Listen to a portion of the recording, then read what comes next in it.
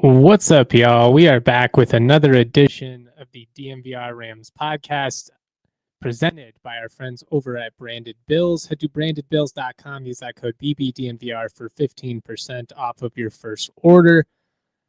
Hope everybody has had a great start to their week. We're getting closer and closer to camp. I don't know about you guys, but I cannot wait.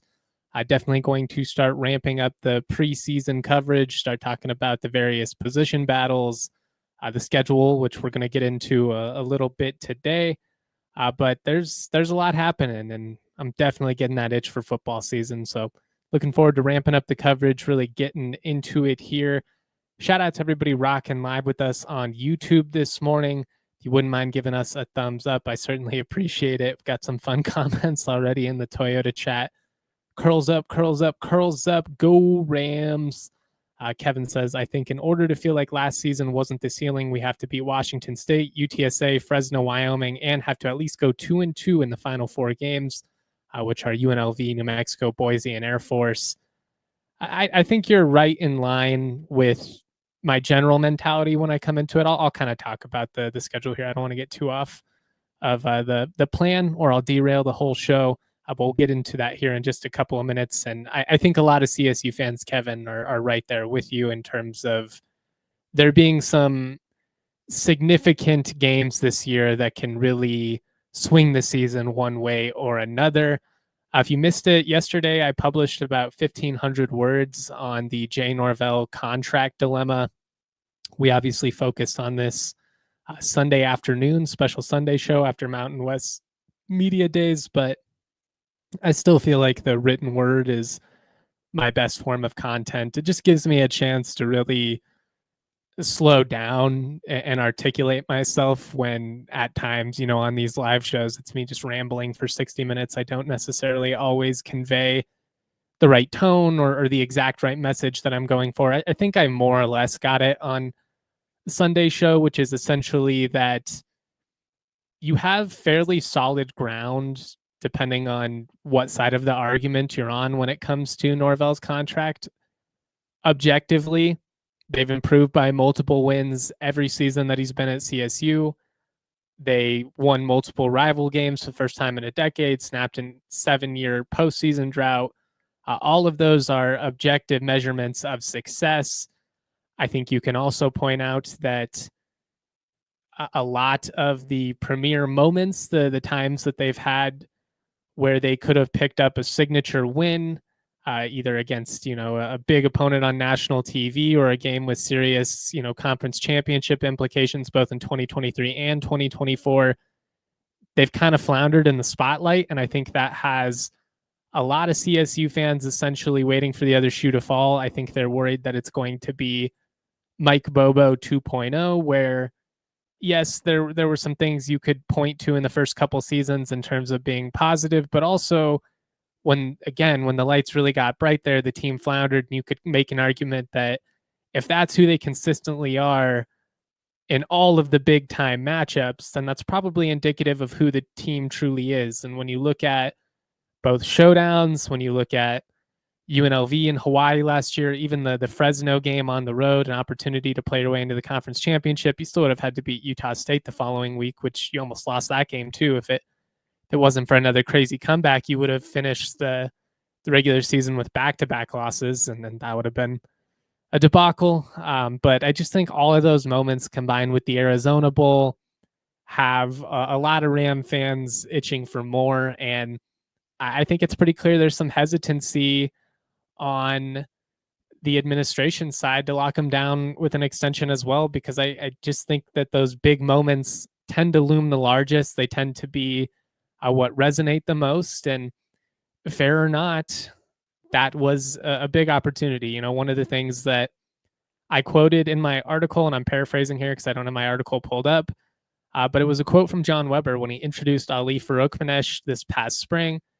He mentioned how CSU was a couple of seconds away from the Sweet 16, and he doesn't want that to be the ceiling. That should be the floor for the program, and that's kind of the difference in mentality we have at CSU right now from the administration compared to a couple of years ago. It's no longer just content to be there to punch the boxes, you know, to make sure the budget's in check, and more or less that's really all that matters. I mean, this is an athletic department that has some serious ambition, and between the creation of Canvas Stadium and the decision to bet on themselves and help rebuild the Pac-12, you don't do those type of moves with aspirations of being a run-of-the-mill, middle-of-the-pack type program. You want to be a championship contender. And one of the things that he talked about is when CSU has an opportunity to compete on a national stage in the big spotlight, they need to seize the moment. They need to win because there's nothing that does more to benefit the athletic department, to benefit this school in those scenarios than, you know, when CSU does what they did on the basketball side this past spring, you know, winning 11 straight games, winning a conference championship, decisively beating a quality Memphis team in the NCAA tournament. And far too often with the football program, while I do think that they took some steps in the right direction last year objectively, and I really think they won some games that very likely would have gone the other way in years past. I think San Jose State, New Mexico, you probably lose at least one of those. Air Force in the Springs, for sure. The history says you lose that one. First time they'd won that game and in the Springs in over 2 decades. So, I mean, they took some steps in the right direction, but at the end of the day, even though they have drastically improved these last couple of years, in the biggest moments, the Arizona Bowl, the showdown, UNLV, Hawaii with the chance to make a bowl game, Fresno, you know, this team has still unfortunately come up short. And I think between that and just the offensive inconsistencies, this program not being the consistently explosive and dynamic product that everybody was sold on, I think it has a lot of folks still feeling some skepticism, and I think that's fair. I do think the lack of a buyout on Norvell's part after this season is a big point of leverage for him and his agent. I mean, kudos to them for even getting that in there. Don't know why CSU agreed to that, but I personally lean towards the, you know, maybe you give him another year or two, get yourself some security with a potential buyout. That way, at least if they were to be successful and he were to leave, you would, you know, reap the rewards of that financially, and it would help you hire your next coach. But I think it's going to be really interesting here. And I think how CSU starts and finishes the season in particular are going to be pretty big factors in, you know, what the future of this program may look like down the line. I mean, it was kind of eye-opening just going through some of the numbers there. One of the things I did put in that written piece was that, you know, he averaged more than 40 points a game in the 3 matchups against CSU between, what was that, 2017 and 2021.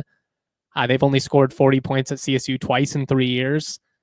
A little bit of a skewed stat, a little bit cherry pick, because there have been quite a few, you know, 37, 38, 39 type point performances. But I mean, I just think we were expecting the offense we saw, you know, push CSU in a thriller. The Rams won in 2017, 44-42, I believe.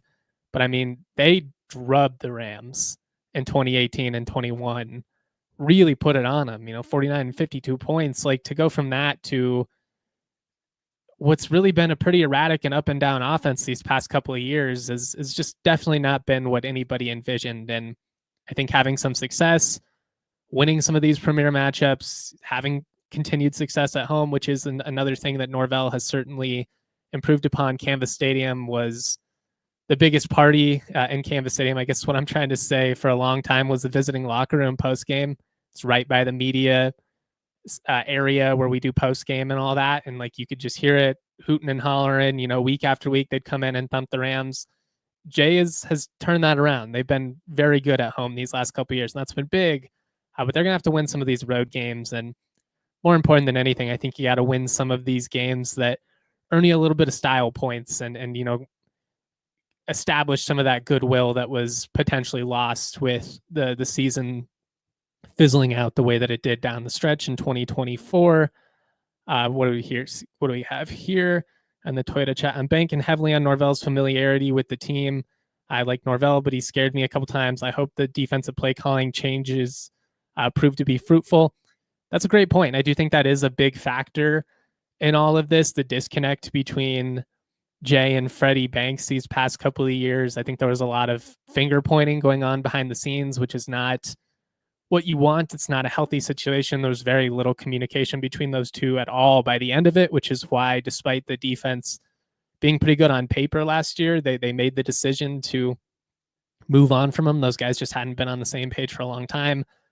On top of that, Norvell's made it pretty clear that a lot of their offensive changes last year were specifically because they didn't trust the defense to get consistent stops. And it was just a bad deal. I'm intrigued by Tyson Summers. I do think in terms of the results, it's going to be a little bit up and down at times just because they are going to play so aggressive. If it works out, it's going to be a lot of fun, but there are going to be moments where it could be a little bit rough as well. Kevin wants to know, are we really worried about Jay getting scooped up by someone else, even if we win 7-8 games? I don't really feel like he would be that desirable. I feel like CSU has the leverage to see what happens. I mean, it's difference in opinion. I do think he is a coach who is respected by those in the game. You know, nationally, he's got a lot of connects from his time in the Big-12. I also think that not having a buyout is a big factor, particularly in this rev share era, which is a new little wrinkle in all of this that I've heard some people talk about and I hadn't really considered, but it's essentially that, you know, schools aren't going to have millions and millions to waste on, you know, buying new coaches out and firing coaches in the same way that they have over the last 30 years. It's gotten a little silly, to be honest, with some of the big schools, with just the amount of cash that they've been willing to throw away to get rid of a coach that they don't like at the moment, and then to, you know, hire away another coach from another school. I mean, the biggest programs in the world, the Alabamas, yeah, they're still going to be fine. They're still going to be able to get schools.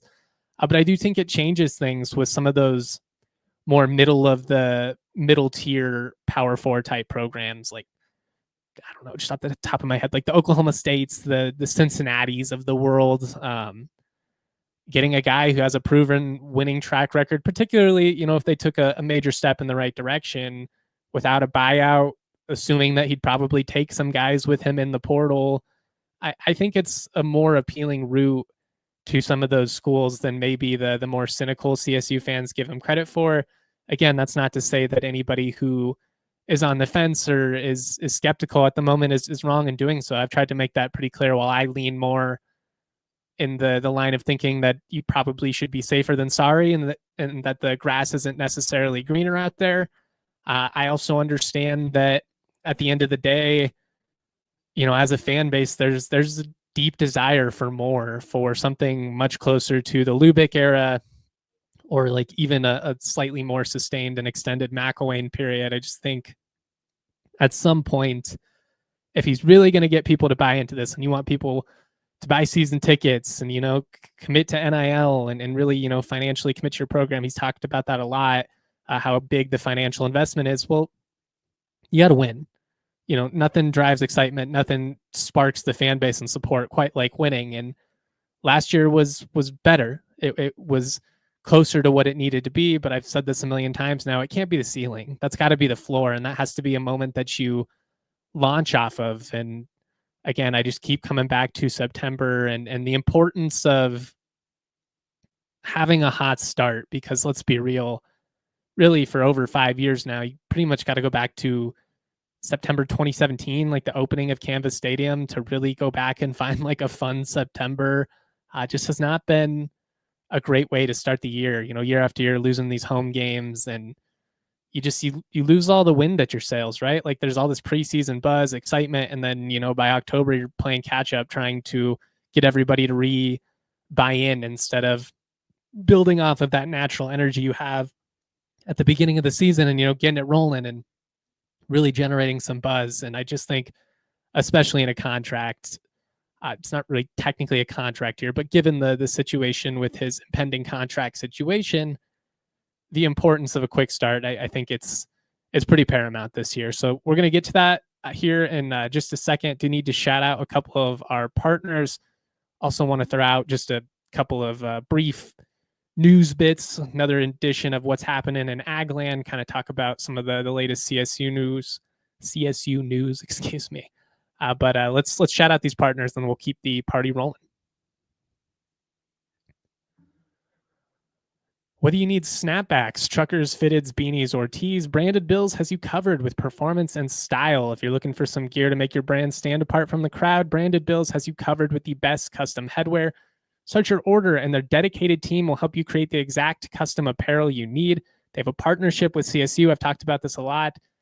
They've got some really sharp looking hats, different designs, durable, nice like athletic material as well. So they're stylish. You can rock them, out on the town and whatnot, but also could probably, rock them mowing the lawn or hiking or golfing or something, and you're going to be comfortable either way. Head to brandedbills.com, use that code BBDNVR for 15% off of your first order. I also want to talk to you guys about Cake Mortgage. Cake is the business owner's home mortgage partner. What they do is they specialize in non-QM loans. If you're a regular employee, when you go to get approved for a home loan, if you want to refinance a business loan, something like that, it's a much simpler process because you've got your W-2. You can show your income on your tax return. Traditional lenders love this because it's simple, it's cookie cutter. They don't have to work that hard. It's more complicated if you are an independent contractor or something like that. You might not necessarily be able to prove cash flow and income in the same way. The solution is using Cake Mortgage. Cake can get business owners approved by validating that cash flow through bank statements, certified profit and loss statements, or their business tax returns. Great for creative professionals, contractors, tech entrepreneurs, freelancers, anybody that's working independently. Head to the link in our description to get started. Cake Mortgage Corporation, equal housing lender, NMLS number 1734623. Licensed in Colorado by the Division of Real Estate. Terms and conditions do apply. All right. We got a great comment here in the Toyota chat. Rooting for every future / current Pac team to at least have a winning 2025 season. It's good social capital to have heading into 2026. I couldn't agree more. I mean, the reality is sports are a what have you done for me lately type deal. And if everybody's hot and rolling in, the league's just going to have better positive momentum than if it's a situation where half your teams are, coming off of 3-9 and 5-7 type years. You want the appearance to be strength. And I think there's a decent chance that a lot of these teams are pretty competitive in the Pac-12. So I'm excited for what's to come. We're going to get into the schedule. We're going to talk about some big wins as CSU closes out things in the Mountain West era. Just briefly, we'll fly through this since we went longer on the Norvell stuff than I intended to. I did want to get into a little classic segment, what's happening in Agland. This goes back to our audio only days, back in like 2019 when I was still learning how to podcast. If you missed it, Dallin Holker has retired. Only spent 1 year in the NFL. Pretty surprising to me, given that he played in 12 games. He was an undrafted free agent, but he made the team. Played in 12 games. He made 2 starts last year. Only had 3 catches for like 21 yards. So it wasn't a highly productive campaign or anything like that. But the fact that they were invested enough in him to not only give him a roster spot, have him be on an active game day roster, but trust him enough to make a couple of starts to play in 12 of the games. I mean, that's typically indicative of a pretty bright future in the organization. Maybe his heart just isn't in it at this point. I mean, football certainly is one of those sports you can't go into 1 foot in, 1 foot out. Just the physicality of it, it'll chew you up and spit you out. It's basically the eve of reporting for training camp, so I imagine this was a tough decision for him, but we certainly wish him well. He was only a Ram for that one season in 2024, but it was a very memorable one. His moments were loud, had a great performance in Boulder in the showdown. Obviously, the Holy Holker, I mean, you caught a game-winning Hail Mary to push CSU over Boise State for the first time ever. That's a moment that will live on forever. And he's a really good dude. I enjoyed covering him. So I'm admittedly a little bit bummed to see him hang it up, but I also understand again that it's certainly not a career that you can go into if your heart's not fully in it, and you never know what he's got going on behind the scenes, family wise, in his personal life. I know he's married. Maybe they just want to settle down and have kids and all that. But happy trails, Dallin Holker, to quote PTI. The PBR event seemed like it was a big hit at CSU, able to host the first big non-football event there. I still don't quite understand why there was that weird 5-year waiting test trial period where the Rams couldn't hold events there. But this is really what was envisioned with the creation of Canvas Stadium. Obviously, you wanted to bring everybody back to campus on game day, but the thought was this could essentially be one of the most significant facilities, structures, whatever you want to call it, in the state, and particularly in northern Colorado.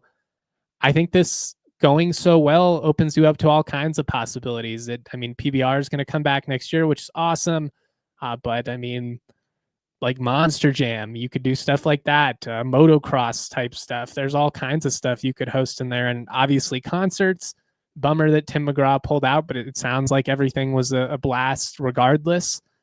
Really, really cool. You're never going to top Red Rocks. Red Rocks is Red Rocks, but I don't think there's any reason you couldn't book Fiddler's Green sized type acts, if that makes sense. If I had to guess, probably country would be the most profitable just based on the region. You can draw people in from Wyoming, from ag country out east, and FoCo itself also still very much ag rooted. Also like jam bands, alt rock type deal, I don't know, just spitballing, like String Cheese Incident, the type of bands you see play multiple shows in Colorado every single year and have a big following. But you never know. Who knows who you could pull there. I saw J-Rock in the LSC ballroom one time in what was the weirdest dynamic for a concert I've ever experienced. I'm sure it had to feel surreal to him, just like a bunch of frat dudes mouthing along to, J-Rock's Compton music. It just cracked me up how awkward of a dynamic it was. I'm more of a hip hop in a more intimate setting type guy, like the smaller venues.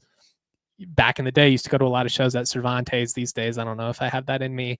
The Aggie, that type of stuff. Seen a lot of cool shows at the Fox and Boulder. There's just there's a level of intimacy with rap that I think just comes off so much better and more authentic in a room where you're all kind of a part of it. Whereas when you've been at some of those bigger venues, it just doesn't translate in the same way to me.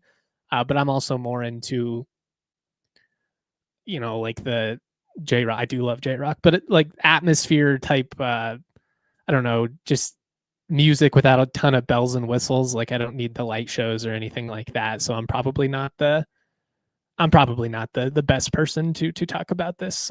But anyways, it's just cool to see that the event was such a success, and I'm excited to see, who may come down the line. Nique Clifford named first team all summer league. Love to see it. Nobody in FoCo is surprised. Him, Kyle Filipowski, David Jones Garcia, Jordan Miller, and Terrence Shannon Jr., a real who's who of college basketball if you've been into college hoops these last couple of years. Averaged 16 points, about 5 assists, 6 boards, 1 steal, and he shot 55% from the floor and 50% from 3-point. I'm not going to do the whole spiel on Nique again about how his game fits so perfectly in the modern league, but he has flashed all of the strengths that you would have assumed he would if you had watched him even a little bit these past couple of years. And I think he's been even more refined and skilled than even the most optimistic people and his biggest supporters like me would have said. I mean, he's got a chance to be pretty special in the league, and I think he's going to have a long career. Finally, CSU has hired an outside linebacker coach / assistant D-line coach, Roosevelt Maggot Jr. per Pete Thamel. I hope I'm pronouncing that last name correctly, spelled Maggit.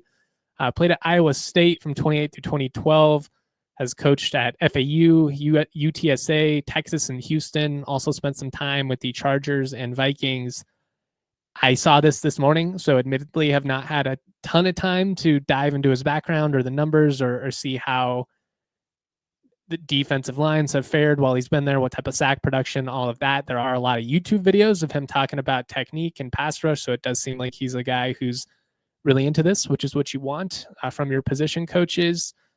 But interesting situation. Obviously losing Chuka and Lue this late in the process, but welcome to the fort, Roosevelt Maggot Jr. Again, I hope I'm pronouncing that correctly.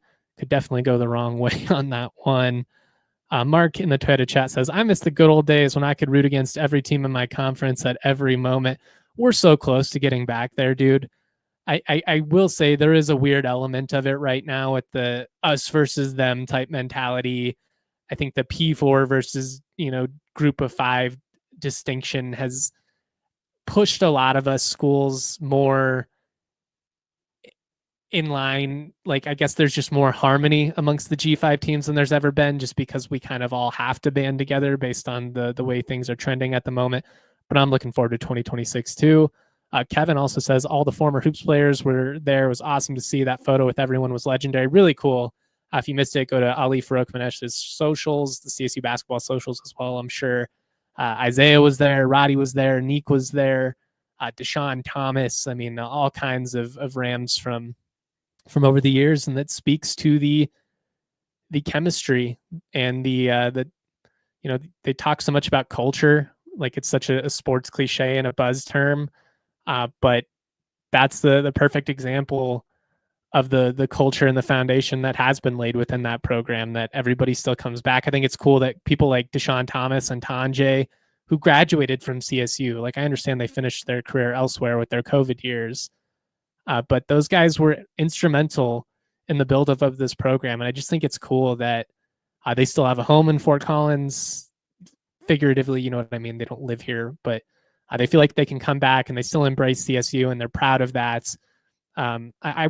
I was a little bummed that Thistlewood was in the picture. Didn't see Thistlewood or Kendall Moore, but you're not going to be able to make it work with everybody. But it was a pretty cool picture to see it. Josh in the Twitter chat says, Football Scoop also reporting CSU is hiring Baylor assistant linebackers coach Luke Johnson as the new D-line coach. Worked at Western Kentucky with Summers.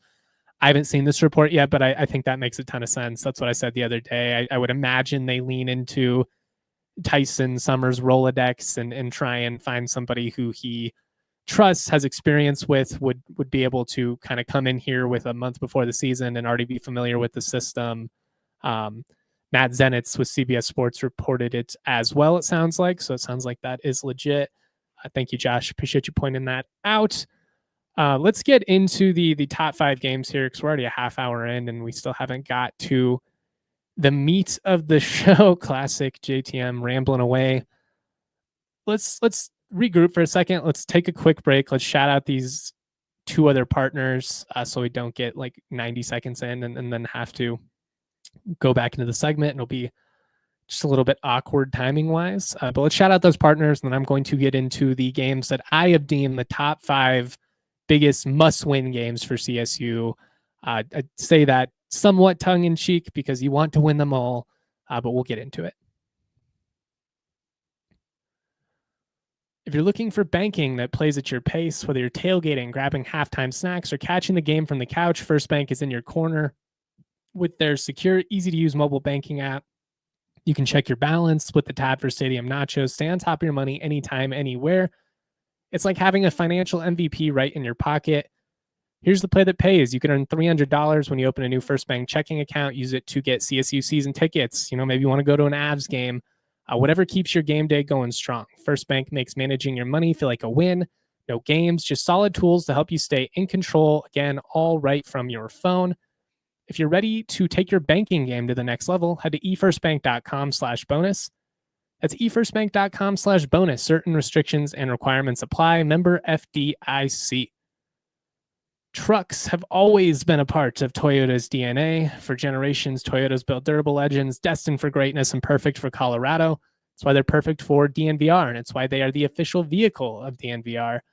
Whether you're conquering off-road trails or hauling the weight of the world, there's a Toyota truck that's just right for you. Check out the Tacoma, the Land Cruiser. You can't go wrong with either of those. They offer 17 models with available all-wheel drive or four-wheel drive, like the Epic 4Runner. They also have more low and zero-emission vehicles combined than any other automaker to give customers numerous choices to reduce their carbon footprint. 16 hybrid vehicles to choose from, like the Tundra iForce Max hybrid truck. Toyota SUVs take command on the road and on the trail. which is why they're just so perfect for Colorado. You can take them to Cap Hill. You can take them to the Western Slope, go skiing, go over Berthoud Pass, go up into Winter Park. It doesn't matter. Wherever you go, the Toyota is going to be perfect. Toyota is a proud partner of CSU Athletics and the official vehicle of DNVR. Toyota, let's go places. Taylor says, this year, I guess we're rooting for Wazoo to sweep Oregon State. Why? I'm curious. Why? Let's get into the top 5 here, the games that I've deemed the 5 must-win games of 2025. I want to start right off the bat and say I'm going to eliminate 25% of the schedule. We're going to take out weeks 1 and 2. Yes, you want to see CSU go into Washington and hang much more than they were able to in Texas this past year. You don't want to start another season with a 50-0 loss. I mean, it just, again, it's such a deflating moment to begin your season. I'm honestly, I understand the value in these big games. And I was really excited when CSU started scheduling these types of matchups years ago, having been through enough of them now and seeing that less of them are like the Tuscaloosa experience where the Rams went down and at least gave number 1 Alabama a game and you felt pretty good about yourselves. It's just been a lot of, well, that was a crappy way to start the season. I was really excited for college football, and then my alma mater lost by 50. I do think there is something to be said that maybe it'd be better to, start with a UNC week 1 and then ease your way into it. But it is what it is. But I'm eliminating Washington because I don't think it's a game that is going to make or break your season.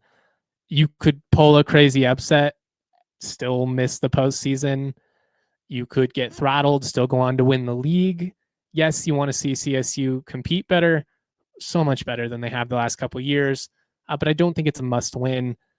I'm taking New Mexico and Northern Colorado out of the conversation because those are games you damn better win. If you're not winning those types of matchups, all of the hopes of competing for a conference championship, maybe flirting with the playoffs, something like that, you throw those out the window at that point. If you're not beating UNC at home week 2, we really don't have anything else to talk about the rest of the season. I mean, that's really as simple as I can put it. Win the game, just period, point blank period. Throttle them. I want some style points. You don't want a UTEP situation like last year. We kind of let them hang around. That should be one that's over before halftime. New Mexico, I will give far more respect than that. And I do think that they're going to be interesting under Eck, who brought in a lot of intriguing FCS talent. How well is it going to translate? What are they like in the trenches? You haven't lost since 2009 to New Mexico. It's the last matchup you have with them on the books because you're not going to be in the same league moving forward. I do think there's a possibility those teams play a non-con. It's an affordable matchup. If you're CSU, you feel pretty good about your chances of winning that one. There's a lot of reasons why you'd be willing to host New Mexico.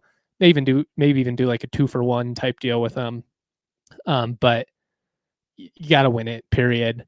So I just wanted to add that for context. We're doing this under the impression that CSU is going to be a top 3rd team in the league. They were picked to finish 4th.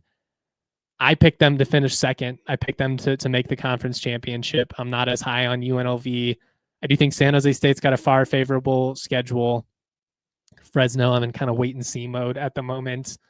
But again, we're doing this exercise under the assumption that the Rams are going to be a team that's building off of what they did last year, not simply scraping by, hoping to go 6-6 and eke their way into the Potato Bowl. If that's the conversation, then yeah, we're putting New Mexico and Northern Colorado on this list. If you can't win those games, who are you going to beat? But we're hoping, knock on wood, that they're past that as a program and we're in that different tier of program where it's more like, we're going to either be in that 7-9 win range, or we're going to be in that 9-11 win range. And 10-11 wins probably a bit much if that's what you're going into the season expecting. I do think the schedule is more challenging than last year, at least in the league slate. I think the non-conference schedule, in terms of the gap of athletes on your roster versus the athletes on the rosters you're playing, I don't think it's going to be as significant as it was last year. Still some tough games. But I just wanted to add all of that at the beginning. I'll share this I'll share a graphic of this at some point on Twitter, and I'll get a million people being like, "Well, UNC, you better win that one." But again, like obviously, you better beat the worst team in the Big Sky. If you can't do that, then we just don't have much else to talk about. With all that in mind, let's get into it. At number 5, I have UNLV. I think it's the best non-rivalry game on the schedule that can earn you style points and also help your cause in competing for a conference championship. UNLV is the new trendy school. You know, they're a popular pick in all the national pods and stuff to be a team that wins double-digit games, makes the conference championship against Boise State. I really feel like a lot of people look at this as it's Boise and UNLV and then everybody else. I don't know if that's how people within the league that are really locked in feel. Again, I think San Jose State's going to be right there in the mix. I think CSU and Air Force are going to be really good teams. I think Wyoming's going to be much improved. I don't think they're going to be a conference contender, but I think they're going to be a bowl team as long as they can have some type of offense and take a leap forward defensively. But UNLV, you know, it's a game in early November. It's potentially a game that's going to have significant conference championship implications, potentially playoff implications of both these teams. You know, we're 6-7 win teams at this point. But again, I just think this is a home game that can earn you some style points. It's early November, so it's like the home stretch of the season. You're hoping to, you know, really be firing on all cylinders by this point. And I think if you won this game at home against that team with all the P4 transfers and Dan Mullen and all the hype that they're getting, it would just be a nice little reminder of what the series has historically been between these two teams, which is CSU leads 17-7-1 all time. They lead 17-7-1 all time. They haven't lost back-to-back games against UNLV since the 70s. Admittedly, I can't stand UNLV. There's a lot of reasons. I think they have a small portion of dedicated fans, but they're very loud, a little bit obnoxious. You know, shout out UNLV Rebel Girl. If you've been on Twitter long enough in the Mountain West circles, you know who I'm talking about.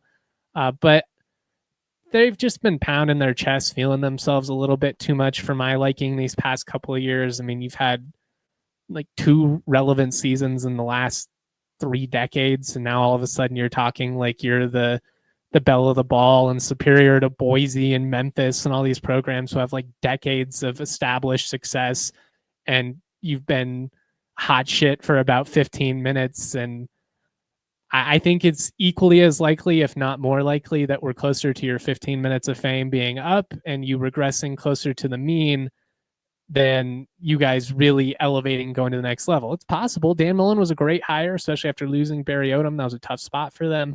I was bummed to see him leave for Purdue. I just didn't feel like, I mean, it's a Big Ten gig, but it's a bad Big Ten gig. It's one you're almost guaranteed to not have success at. But Mullen's a great splash hire, but it's a lot of pieces on both sides of the ball that you're trying to get to come together really quickly. Basically all your most significant contributors, you know, Ricky White and Jackson Woodard and some of these guys that have been studs for you the last couple of years, they're not in the mix anymore. And I just think it's quite the assumption that they're just going to keep this rolling and they're going to, you know, be this dominant program, because historically the successful seasons have been outliers for them. So that's where I'm at. I'll never forgive them for 2002. Talked about this a million times. I've talked about it so many times on the podcast that I didn't even include it in the top 10 what ifs. Also because CSU still won the league. At that point, it was already wrapped up. I think it's maybe a more intriguing concept to go into what if they had beaten UCLA. Like they were 13th going into that week, whatever it was, 14, the regular season finale against UNLV in 02, an opportunity to run the slate, to go undefeated in league play for the first time. They lose 36-33, give up like a 30-yard passing touchdown where he just runs through multiple tackles in the last minute. 7-year-old Justin watching that game by himself, who was just obsessed with CSU, completely infatuated with BVP and Cecil. It was a game that truly taught me heartbreak, like showed me what being a sports fan really is. Yeah, sometimes it's fun. Sometimes it's Virginia. Sometimes it's the 0-2 showdown and the head spike. More often than not, it's stuff like this. And Yeah, I'll never forgive them. We got the revenge in 03, but it wasn't the same. It just wasn't the same, and I'll never get over that. It's a game I literally think about like double digit times a year, and that's sad. I'm almost 30 years old. Still think about that moment. So yeah, I just don't like UNLV. Number 4, this one I really debated. I went back and forth. I put Hawaii. First of all, you've lost 3 out of your last 4 to Hawaii. So if you hear that and you're starting to feel yourself as a CSU fan and scoffing at me a little bit, like, oh, we shouldn't be putting them in that conversation. I do think Hawaii is going to be like Air Force, like Wyoming, much improved from this past year. I like the young quarterback they've got. They've got a great receiving core. It's homecoming weekend though, and homecoming is so big because you're going to have, if not a sellout, close to it. I mean, it's going to be 3,000 plus in Canvas Stadium for that one. It's going to be like a 5 p.m. start. The weather should be about perfect that time of year. You've got all these casuals on campus, the people who aren't necessarily living and breathing CSU people, who aren't necessarily living and breathing CSU football, the people who aren't, listening to the show like you guys are.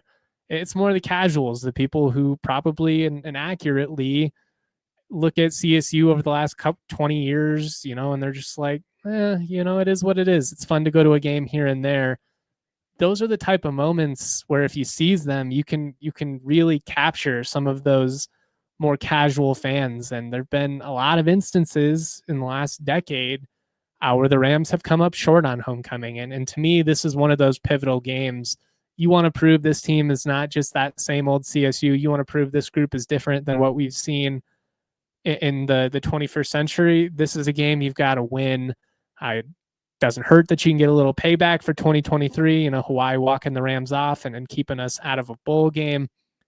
There's also an element of proof of concepts against one of your peers. Timmy Chang and Jay Norvell are like the second longest tenured coaches in the league now behind Calhoun, which is crazy to think about. But I think in a contract here, we've talked about that dynamic and the impact of that over everything. I think falling to 1-2 against Timmy Chang, a guy who was supposed to be your receiver coach on your staff before getting that Hawaii gig because of the whole weird debacle with Graham. But I think falling to 1-2 against him on homecoming at that stage of the year, it'd be a bad look. I really do. CSU, they lead the series 16-12 all time, but again, they've lost 3 of the last 4. Interesting. I was kind of going through the series history with some of these matchups.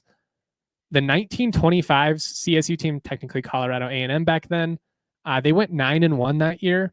They are the only CSU team ever to lose to Hawaii and finish with a winning record.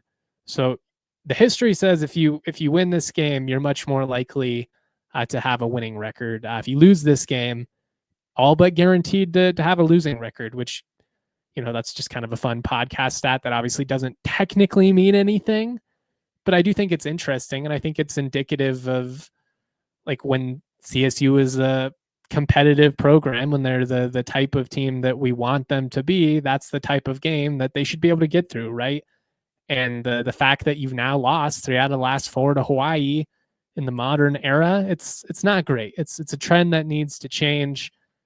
I think the fact that you're going against your former position coach, like you've got to win this one. In the Twitter chat, we've got some comments going back to UNLV. That's gonna be me with the 2023 Rocky Mountain Showdown. That was up there too, man. Like I was literally on the sidelines with Bradley Van Pelt, my childhood hero.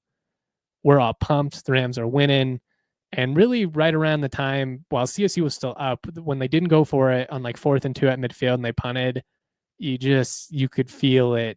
You could feel it lingering. You could feel that Ram life in the background. And of course I mean, that one in 2017, Boise are probably the worst ones that I've been to in person. 02 UNLV and 04 CU, which was about as bad as 2023. You get tackled on the goal line.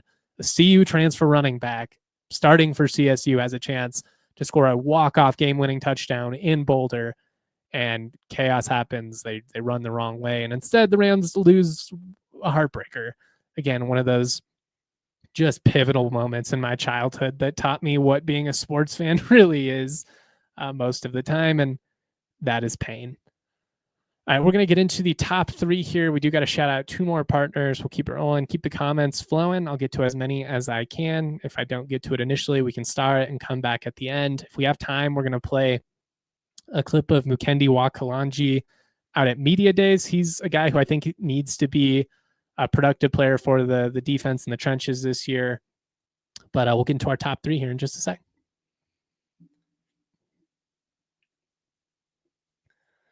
Just like your favorite team needs a home field advantage, you need a home floor advantage, and Empire Today can help you get it.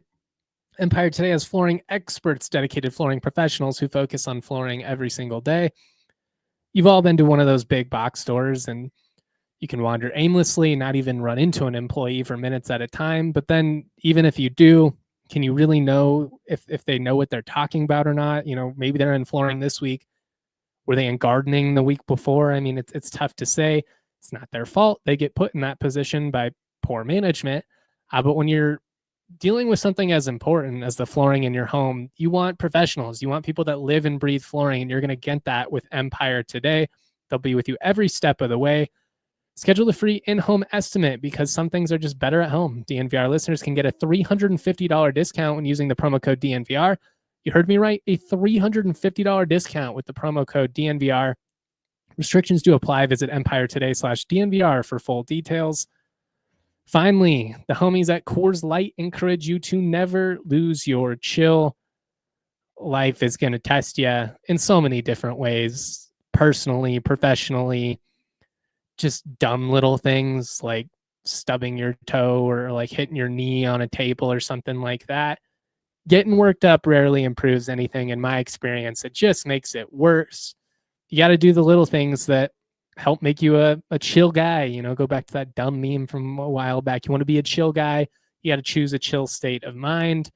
I like doing yard work, like doing push-ups, stuff like that. It just kind of helps. Then when you're kicking back, when you're chilling, when you're cool, open up that ice cold Coors Light when the mountains turn blue. It's as cold as the Rockies. Coors Light is cold lagered, cold filtered, and cold packaged for a smoother finish.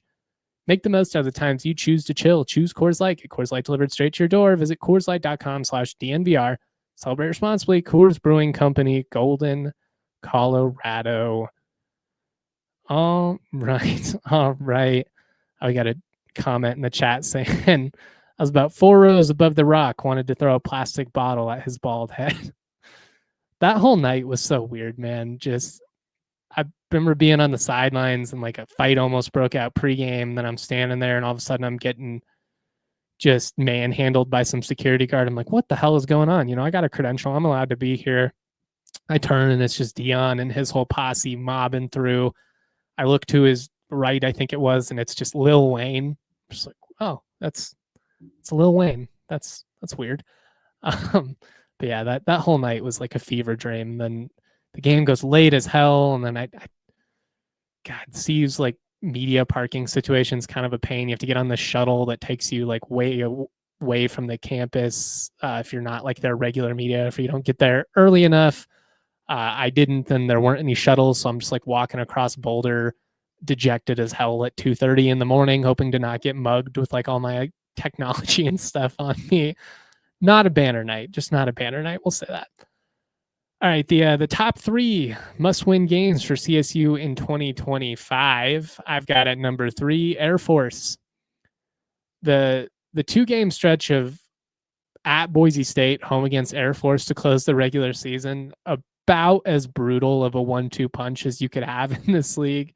Rams not getting any favors from the schedule makers this year, that's for certain. You've lost this game at home 4 times in a row. I haven't beat Air Force at home since 2015. Finally snapped the losing streak period last year. You've had to watch them celebrate with that Ram Falcon trophy on your field 4 straight times. You know, been a decade since you've been able to celebrate it with yourself. I want to see the Rams go out the right way in this. There could certainly be big time implications for the postseason, whether that be conference championship. If you're playing for a bowl, like if you're 5-6 going into this game, probably looking at change in the offseason regardless, just keeping it real. So, I mean, if you're playing for bowl eligibility, that might be one where it's like, all right, I guess let's try and get to one. But you're hoping that one has, if you win it, you're in the league title game, and then you've got a theoretical shot at the playoff and all that. But Air Force, they lead 39-22-1 all time. CSU looking to win back-to-back against Air Force for the first time since 2001 through 03 when they won 3 straight. They also won 5 straight between 92 and 96 and 75 and 80. Other than that, it's kind of like last year where it's just a random CSU win here and there and a sea of Air Force dominance. So you go into the Pac-12 because you believe in yourself, leave the Mountain West on the right note, and beat a team who's really had your number for the better part of the last 50 years. At number 2, I went back and forth. I think you could put Wazoo. I ended up putting UTSA. I think that week 3 game, again, week 1 and 2 with the context, it kind of is what it is. You're probably going to lose week 1. Hopefully you should roll week 2. Week 3 to me is like really where the rest of the season begins. Now, sure, if you beat Washington, all of a sudden we're starting things with a bang, and it completely changes this equation. But September has been dreadful for a long time. You just lose all the excitement of the preseason. They've got to win this game. UTSA has been a quality program. They haven't been great on the road these last couple of years, so it feels winnable.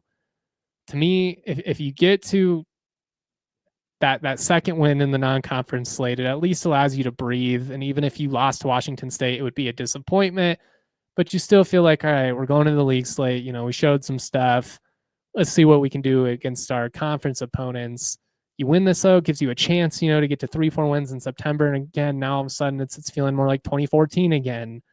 But UTSA, it's the type of game CSU just hasn't won in the last 20 years. Like I said, most CSU teams historically, and at least in my life, would have found a way to blow one of the New Mexico or San Jose State games last year against teams with talent, not great teams, but teams with talent. That's where I would put UTSA. But I think from an optics standpoint, from a community investment standpoint, you cannot afford to lose this week 3 game. And if you do, you're staring at the possibility of being 1-3 in non-con. And that's not where you want to be, given what's at stake, moving forward here. Finally, number 1, I think this one's pretty obvious. The border war. It's Wyoming. It's always been Wyoming. It always will be Wyoming. CSU's biggest rival. Kind of a weird circumstance at the moment, given that you don't know if you're going to play in 27 and 28. Based on everything that I gathered at media days, it seems unlikely. When you look at the schedules too, it does seem like it could maybe happen in 27. Both teams would have to buy out an FCS game, which you could do. At 28, I just don't know how you make it work with how the dates are currently lined up. CSU's got, I think, BYU that year. Like there's just some tough things to work around. So whoever wins this one potentially could have the bronze boot for like 3 years.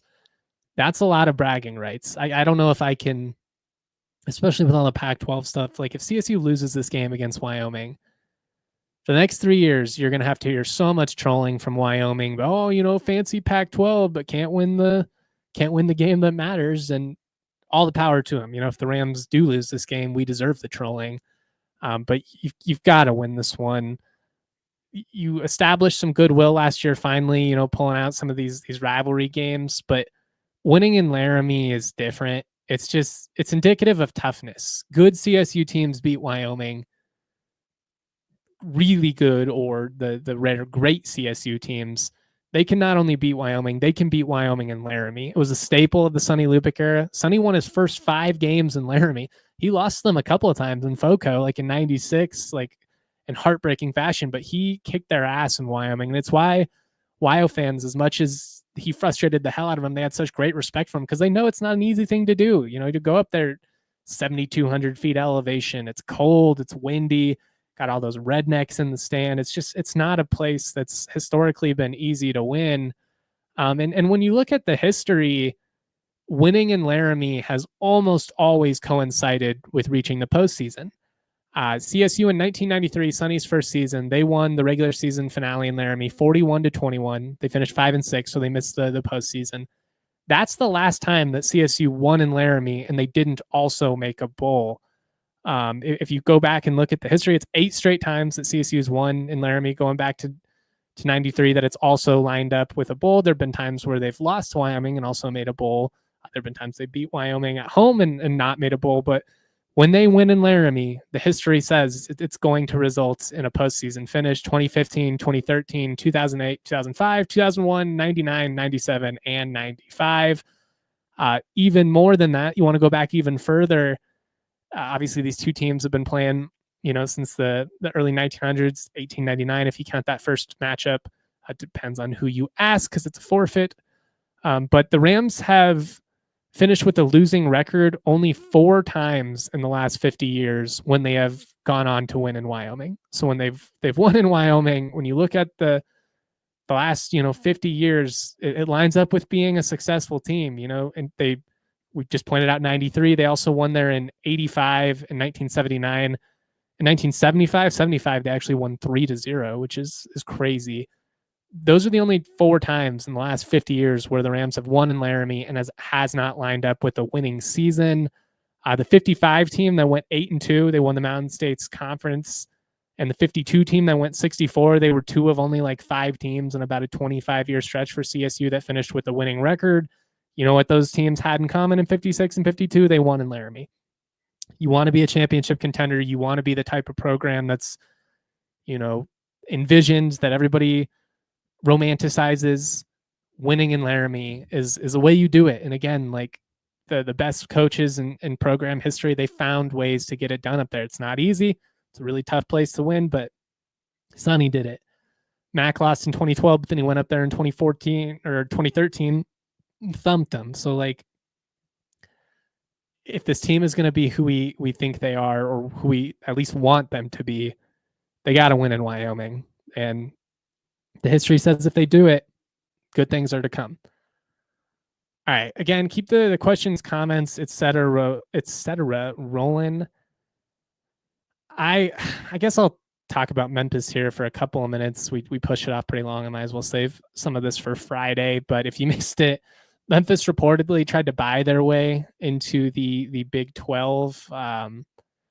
Not only were they willing to pull an SMU and forego their media rights, but they were willing to give, I think in like 2031, the Big-12 basically an opt-out. They could kick them out of the Big-12 if they didn't meet the standards, on top of like a $200+ million donation to the league. The Big-12 still said no. And I've said this a million times now. You're trying to form a league that's the best of the rest if you're the Pac-12, because conferences like the Big-12, who have had multiple opportunities to add you and backfill their league after some of their bigger schools left through realignment, they've shown you how they feel about you at this point. If you're CSU, if you're Memphis, if you're Boise, if you're San Diego State, even Gonzaga, like with the hoop side, the Big-12 has had a lot of chances to add any of these schools over the last 15 years. They passed every single time. Now, Memphis, because of the backing that they have, FedEx and all that, they are intriguing in that element, and maybe it could at least get them to think about it in a way that maybe Boise or CSU couldn't at the moment, just because that money really is a difference maker. But PR wise, talk about a pie in the face situation if you're Memphis, right? Like, you look so desperate. I mean, this is essentially pulling the naked man, going back to How I Met Your Mother. Like, this is taking all your clothes off and sitting there in the living room. And when the other person comes back, they're not hopping on. They're screaming in terror and telling you to get the hell out. That's kind of what happened to Memphis in this situation. And that's a tough one to come back from when you're trying to date others down the line. I think in some ways it kind of hurts your leverage with a conference like the Pac-12, just from a sense of, well, we know you got money to burn, so it's not like you need our help with the buyout. Why don't you pay your own buyout and come over? It's not like you have anywhere else to go in the Big-12. Like, maybe the Pac-12 chooses not to go the hardball route because you're trying to, win them over and appeal to them and whatnot. But it is a really weird situation. And I think if you're the Pac-12, you got to love how all of this has played out. I know Memphis has expressed some hesitation to move all of their sports to the Pac-12 from an increased travel cost standpoint. If the media rights aren't going to be crazy, it's hard to justify that. I get it. To me, I still feel like this ends with Memphis and the Pac-12, because what else are you going to do, man? Where else are you going to go? I guess you can make the same type of pitch to the ACC and see if they're willing to bite. Doubt it. I don't see schools like UNC, Florida State wanting to be associated with them. I really don't know what other options you have other than either being a full member in the Pac-12, doing football only with a basketball agreement, scheduling wise with the Pac-12, and maybe you get the Big East to take the rest of your sports, or you stand pat in a league that you very clearly don't want to be in, that none of your fans want you to be in. All of your peers have left the conference at this point. You've got no regional rivalries. You've got no really competition. I just don't see how that can be the route that if you're Memphis and you're spending all this money on football and basketball, you're just going to be content remaining in the American. I know they got an eagle now, birds of war. But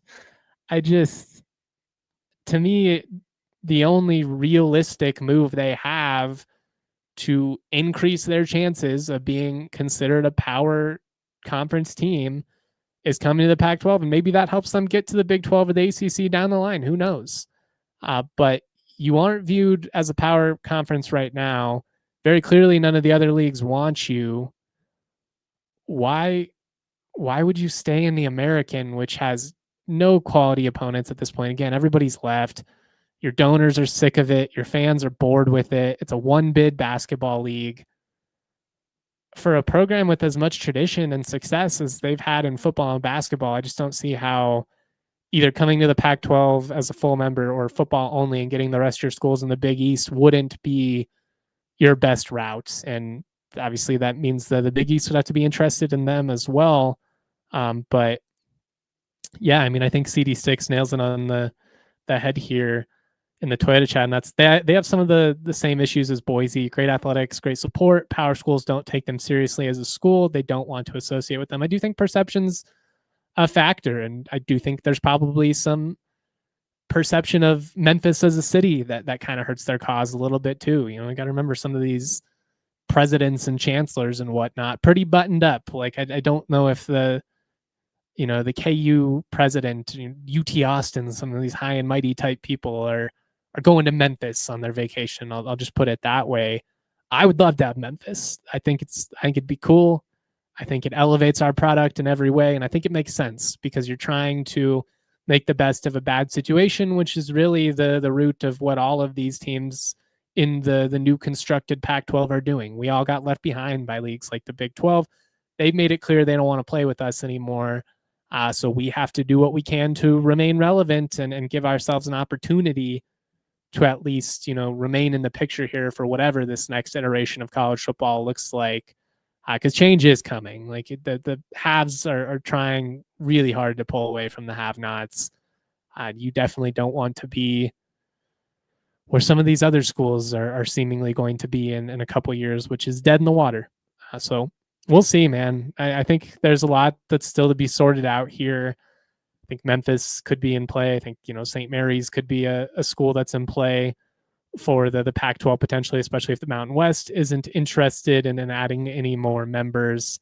But we'll see. We're going to get out of here. I am going to play a clip of Mukendi Wa-Kalonji from Media Days. We're in overtime now, by the way. If you were watching on TV, you can watch the rest of this at thednvr.com.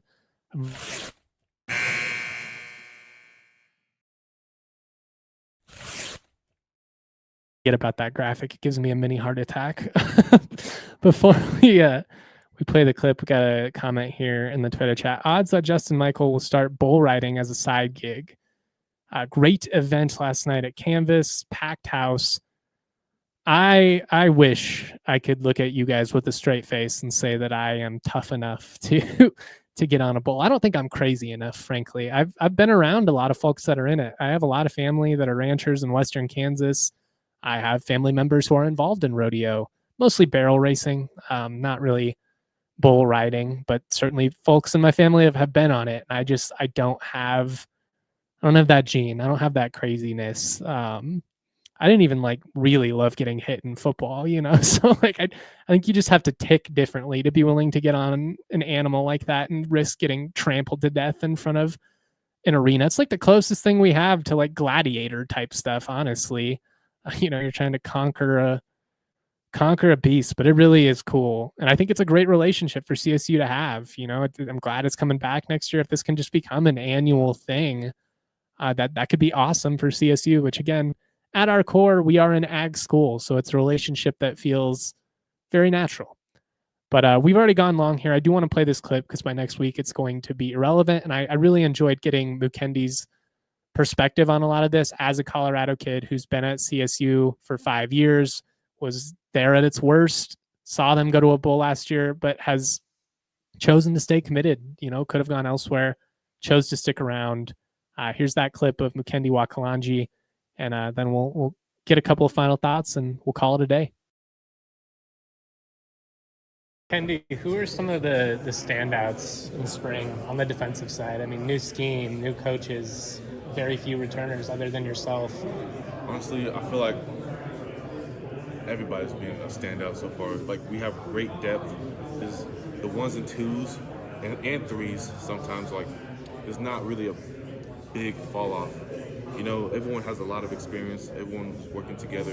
It's like the chemistry is amazing. But if I really had to like name some names, I'd probably say Jaquavius Evans. He came out here and just started balling out.